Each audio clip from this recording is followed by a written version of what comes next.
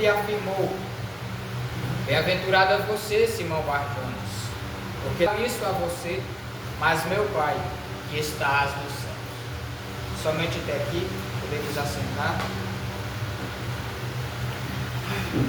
Estamos diante de uma declaração que, ao lermos, nos enche de alegria, dá ânimo ao nosso espírito. É um texto que, quando nós lemos, a nossa fé é ativada, porque nós estamos vendo aqui uma revelação de Deus a um dos seus pequeninos. O Senhor estava revelando a Pedro quem era Jesus. A situação era como de costume: os discípulos acompanhando Jesus, indo para algum lugar, e Jesus resolve perguntar aos discípulos: o que é que o pessoal está falando aí que é o Filho do Homem? O que é que eles dizem que eu sou? E aí eles começam: Jeremias, João Batista, um dos profetas. E aí Jesus muda a pergunta. Primeiro perguntou acerca do que achavam dele. Depois Jesus muda a pergunta e faz essa pergunta para os discípulos, para os crentes, para aqueles que o seguiam: o que vocês dizem que eu sou? Nesse momento é dado a Pedro uma revelação vinda diretamente do trono de Deus. Deus fala a Pedro e Pedro expõe: tu és o Cristo, o Filho do Deus vivo. Aqui há um reconhecimento acerca de quem era aquele que estava diante deles. Há um reconhecimento acerca de quem era o Filho de Deus. Pedro estava expondo quem era o Cristo. Para ele, é o Cristo, o Filho do Deus vivo. O interessante é que a região de Cesareia, a qual eles estavam indo, era conhecida especificamente pela idolatria. Vários deuses, Baal, Pan, vários outros. E chegando lá, Pedro tem isso de Deus. Pedro tem essa revelação de Deus. É profunda. Se nós lermos isso aqui, em nenhum momento nós vamos nos entristecer lendo essa palavra, porque é uma palavra de reconhecimento daquele que nos salvou. É o reconhecimento do Filho de Deus, reconhecendo quem é o Filho de Deus. O céu se abre, Pedro tem aquela revelação da parte de Deus. Primeiro, isso nos remete a uma situação do que aconteceu lá no início do ministério de Jesus, a saber, em Mateus capítulo 3, quando Jesus aparece primeiramente ali, e ele vai até João no Rio Jordão para ser batizado. Após Jesus ser batizado, ele sai das águas, o Espírito Santo desce na forma corpórea de uma pomba, pousa sobre Jesus. O céu se abre e uma voz estremece o coração de todos. O céu se abre e Deus fala: esse é o meu Filho amado, em quem me agrada. Deus estava revelando ali no início do ministério terreno a todos que estavam ali. Aquela voz estremece. Imagina a voz de Deus como a voz de um trovão, estremecendo aquele lugar, declarando quem era aquele dali. É o meu Filho amado, em quem me agrada. E aí, no que se segue, nós vemos esse texto, no qual Deus, primeiramente, revela quem é o seu Filho. Depois, ele revela o seu pequenino. Ele revela especificamente aquele que já havia resolvido a seguir Jesus. E Deus entrega aquilo mais uma vez. Só que eu quero que o nosso pensamento seja conduzido também até o capítulo 17. E eu peço que você mantenha a sua Bíblia aberta para nós verificarmos alguns pontos muito específicos aqui nessa palavra. Segue-se que alguns dias depois, e a transição do capítulo 16 para o capítulo 17 são de 6 dias, em que Jesus chama 3 dos seus discípulos, Pedro, Tiago e João, para estarem indo orar em um monte. E naquele momento, Jesus dá àqueles discípulos o privilégio de ver ele transfigurado. Jesus resplandece, e a Bíblia vai dizer que ele foi transfigurado e o seu rosto resplandecia como o sol, e as suas roupas se tornaram brancas como a luz. Jesus se revelou àqueles discípulos mais uma vez como Deus. E o que se segue é que após Jesus ter se revelado naquela forma para os discípulos, aparecem duas figuras que também são muito interessantes na Bíblia: Moisés e Elias. De um lado aparece Moisés, do outro lado aparece Elias. O interessante é o que se segue na declaração de Pedro. Pedro é sempre um discípulo um pouco mais afoito, um pouco mais avexado, e ele toma a palavra naquele momento e fala: Senhor, acompanhe comigo. No versículo 4, Pedro toma a palavra e fala: Senhor, é bom estarmos aqui. Se o Senhor quiser, farei aqui 3 tendas, uma para o Senhor, uma para Moisés e outra para Elias. Veja o cenário. Observe comigo o que está acontecendo aqui. Mateus capítulo 3, Deus rasga os céus e fala: esse é o meu filho amado. Capítulo 16, no texto que lemos, os céus se abrem mais uma vez e Deus dá a revelação a Pedro. Esse, o Senhor é o Cristo, o Filho do Deus vivo. Capítulo 17, Jesus se transfigura e Pedro faz essa declaração: que bom que estamos aqui, porque nós podemos preparar uma tenda para o Senhor, provavelmente eles iriam passar a noite por ali. Nós podemos preparar uma tenda para Moisés e outra para Elias. O foco de todo discípulo é Jesus. O foco de quem entrega a sua vida para Jesus é o próprio Jesus. É Ele quem tem o poder de nos salvar, de curar nossa alma na dimensão física, espiritual e emocional. É Jesus. O nosso foco é Jesus. E o discípulo aqui, ele tem o seu olhar distorcido. Observe que ele fala: que bom que estamos aqui, vamos fazer uma tenda para o Senhor, mas também vamos fazer uma tenda para Moisés e outra para Elias. Só que observe comigo o versículo que se segue.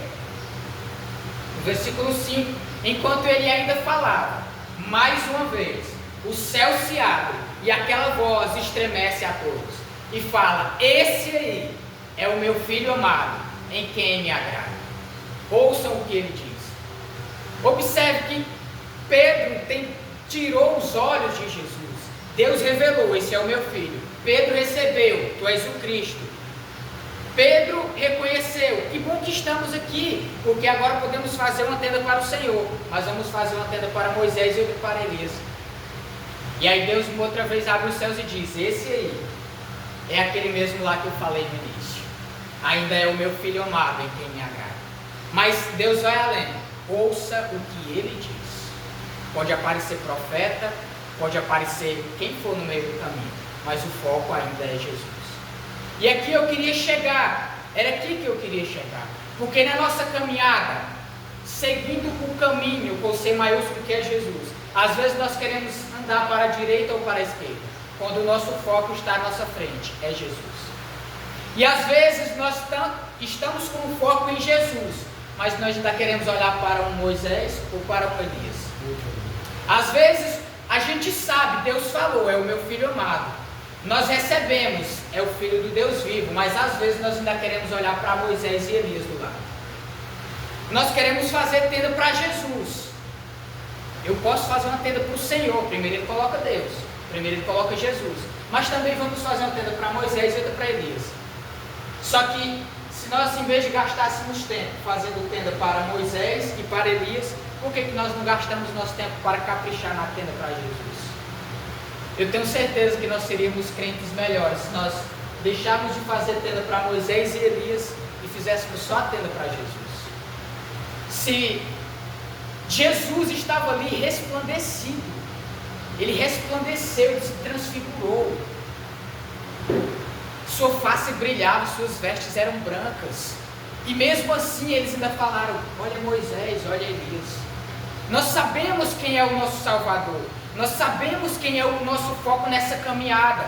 O que é o Evangelho? Salvação. O Evangelho é salvação. Mas só que às vezes nós queremos perder o foco de Jesus e olhar para a direita ou para a esquerda. Nós temos a fonte de águas vivas, águas limpas para nós nos saciarmos constantemente. Mas às vezes nós queremos beber de poço. Às vezes nós queremos beber de água suja. Nós temos o caminho para trilharmos, o foco é Jesus, mas às vezes nós queremos entrar por pinicadas.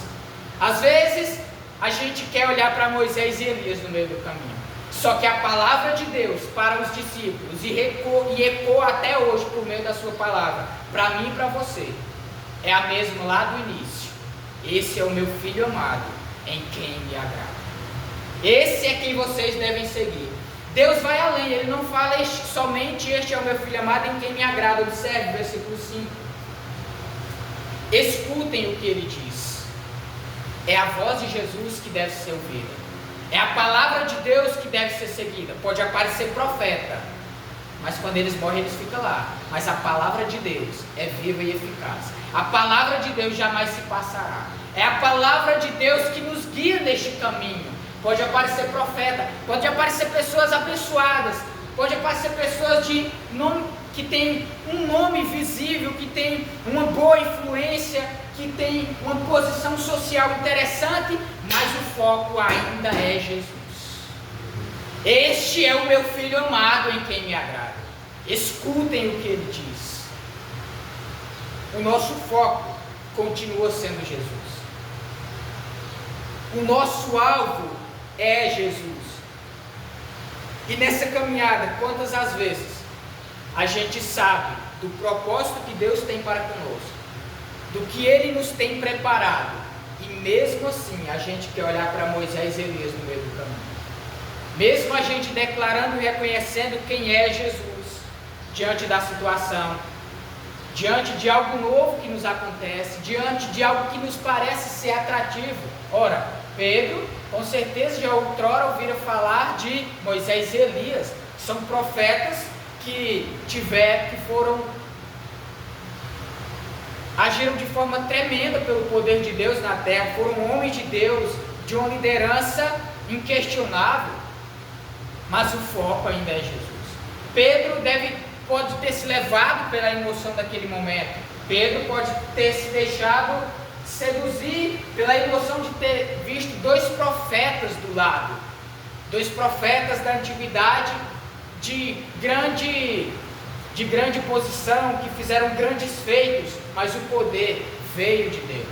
Aqueles homens eram pecadores também, mas Pedro, naquele momento, mesmo vendo Jesus resplandecido, ele muda o olhar dele.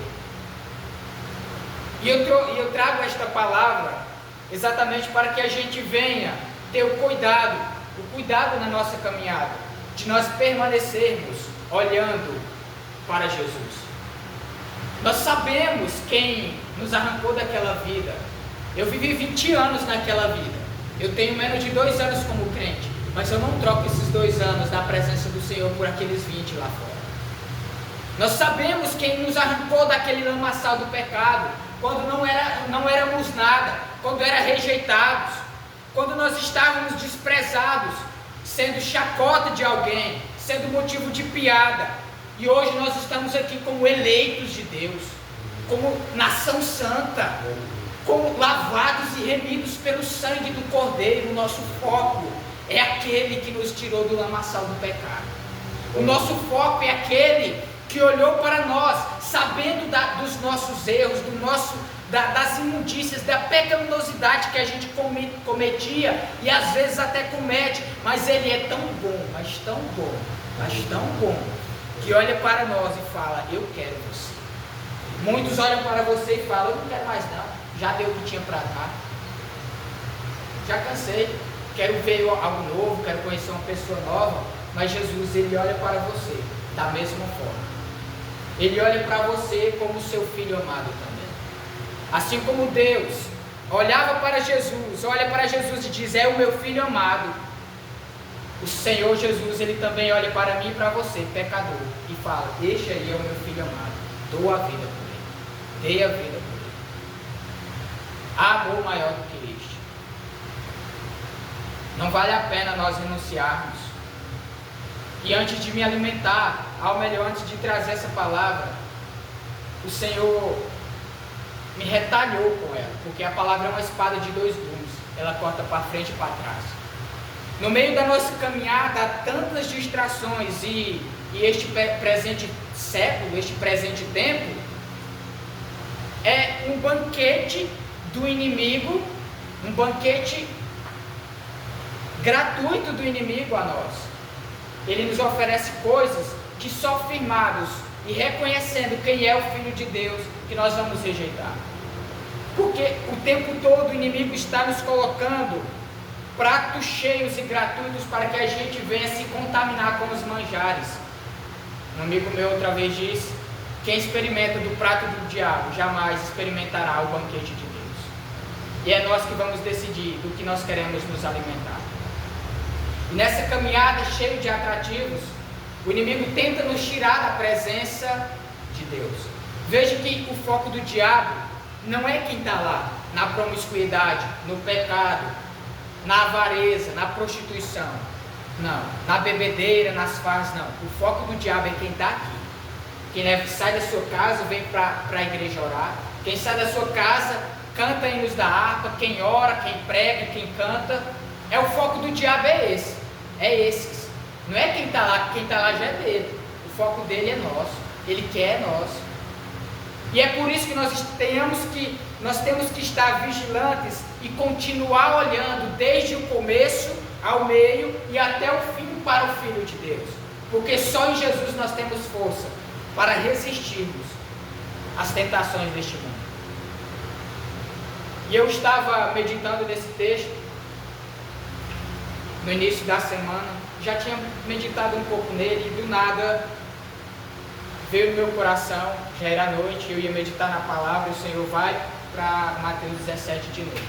E eu entendi que o Senhor queria me mostrar algo ali. Só que a palavra, ela é uma espada de dois gumes, ela corta para frente e para trás. E para eu trazer essa palavra, eu precisaria ter me alimentado dela. Naquela noite eu abri a Bíblia, já tinha meditado nesse texto e o Senhor me levou a refletir sobre nós olharmos para o lado, quando o nosso alvo resplandecente, a luz está à nossa frente, que é Jesus. Nós estamos vendo a luz transfigurada, o Cristo ressurreto, glorificado, que recebeu todo o poder nos céus e na terra, diante de nós, e às vezes a gente ainda quer olhar para o lado. E aí o Senhor falou para mim, me fez uma pergunta no Espírito: quem é Moisés e Elias hoje na tua vida? E aí eu refleti: Free Fire e Naruto. As tentações do presente século. Eu já tinha meditado no texto, tinha ministrado para uma prima minha que estava lá, alguns familiares, e aí eu ia ler outro texto, e o Senhor falou: vai para Mateus 17, eu abri, e aí Deus me fez uma pergunta, foi coisa rápida, foi meditação rápida. E aí Deus me perguntou: quem é Moisés e Elias na tua vida? Olha só, é um Moisés e um Elias do lado. E eu estava perdendo tempo em Free Fire e assistindo Naruto. 3 episódios do Naruto é 1 hora, porque é mais de 20 minutos. 10 partidas do Free Fire que passa assim, outra hora. Eu estava jogando 2 horas no lixo. Imagina se eu pego pelo menos metade desse tempo e passo orando. Imagina se eu pego metade desse tempo e passo lendo a Bíblia. Seríamos crentes melhor se nós pararmos de fazer tenda para Moisés e Elias e fazer a tenda só para Jesus. E o Senhor me falou: para de olhar para Moisés e Elias por uma semana. Estou te pedindo isso. E o grandão da Galileia falou: falou, tá falado. Falou, tá falado. Bateu o martelo. O Senhor me pediu aquilo. E eu entendia que, eu estava entendendo que o Senhor, por nos exortar, e foi muito falado aqui, o irmão Jackson falou aqui. O Senhor, Ele nos corrige porque nos ama. Nós devemos aceitar a repreensão. E naquele momento o Senhor estava me repreendendo. Ora, jogar é bom, né? Jogar é bom. Se não fosse, eu não jogaria. Assistir anime é algo que faço há muito tempo e gosto muito. Só que o Senhor falou, para de olhar para Moisés e Elias. Quero que você olhe só para mim. E vale a pena cada momento que a gente para de olhar para Moisés e Elias e olhe para Jesus. Vale a pena todo momento que nós paramos de fazer tenda para Moisés e Elias e fazemos tenda só para Jesus. Porque Jesus se agrada mais. Essa é a palavra que eu queria trazer para os nossos corações. Assim, até o tempo de lazer também não tem problema não. Tipo, alguns